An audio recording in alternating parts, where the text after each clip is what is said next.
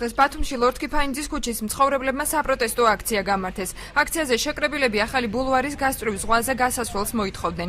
ადგილობრივები აცხადებენ, რომ ზღვაზე გასასვლელის არარსებობის გამო დამსვენებლების სიმცირეა. ვითხოვთ ყოფილი გზის, რომელიც ჩვენ პატარა კუთხეს აკავშირებდა ზღვის სანაპიროსთან, რომელიც ამჟამად გადაგვიკეტეს და არავითარი ალტერნატივა არ არსებობს, რომ ეს გზა გაიხსნას. ჩვენი მოთხოვნა არაფრად ჩააგდეს. ჩვენ იძულებული ვართ, თუ მოკლე ვადაში ეს გზა არ გაიხსნება, მივმართვათ სხვა ზომებს. ლორდ კიფაინძის ქუჩაზე მცხოვრები თემურ ჯიჯავაძე აცხადებს, რომ პრობლემის შესახებ ქალაქის მერიას არაერთხელ აცნობა. იგი ფიქრობს, რომ ხელისუფლება ტურიზმის ხელშეწყობის და განვითარების ნაცვლად მხოლოდ ერთი კომპანიის ინტერესებს ითვალისწინებს. ძირითადი პრობლემა არის აი ამ გზის მონაკვეთის გახსნა და შეერთება ახალ ბულვართან. ვითხოვთ რა სახელმწიფოს დაუბრუნდეს ისევ მისი არსებული ქონება.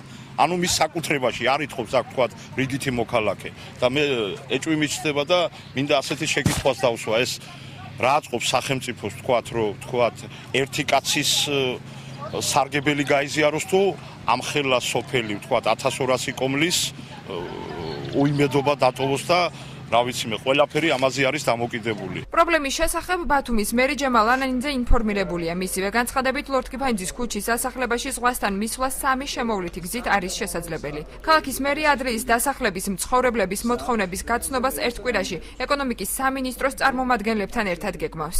ჩვენ შევპირდით, რომ ეკონომიკის სამინისტროსთან ერთად შევხვდებით ფლობელს გაუწევთ დახმარებას, თუმცა ეს საკითხი ძირითადად მაინც ეკონომიკის სამინისტრომ უნდა დაარეგულიროს, რადგანაც შიგნით არსებული გზის სანაცვლოდ მოხდეს დათმობა წინა სექტორში.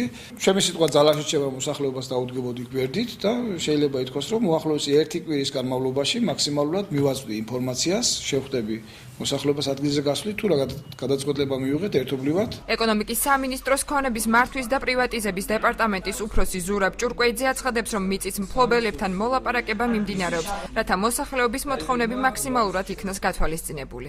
მერიამ როცა აშენა და გააშენა ახალი ბულვარი, გაიყვანა გზები, მოაქცია ეს მიწის ნაკვეთები ხობეში და გასასვლელი გზის კონტურები არ იქნა დატოვებული. გამომდინარე აქედან დღეისათვის მიმდინარეობს მუშაობა იმ მიმართულებით, რომ გავიგოთ პოზიცია კომპანიის და შესაბამისად ალტერნატიული გეგმები დაისახოს. ახალი ბულვარის მიმდებარე ტერიტორია 2012 წელს აჭარის მთავრობის გადაწყვეტილებით ეკონომიკის სამინისტრომ პირდაპირ მიყიდვის წესით კომპანია DH Hotel Batum's გადასცა. კომპანია აღნიშნულ ტერიტორიაზე 4 ვარსკვლავიანი 300 ნომრიანი სასტუმრო კომპლექსის მშენებლობას აპირებს.